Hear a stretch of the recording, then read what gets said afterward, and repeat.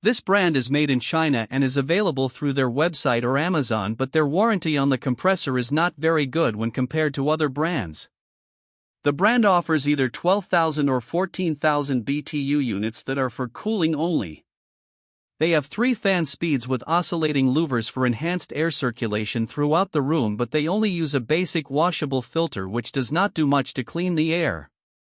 They have timer and sleep modes for energy savings but only use single hose technology, which means that conditioned air from the room is constantly being exhausted to the outside and has to be replaced and conditioned, which results in lower overall efficiency.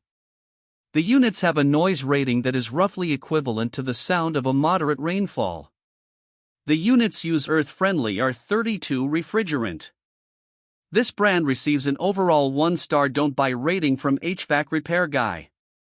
Please share your experiences with this brand in the comments section of the HvacRepairGuy YouTube channel.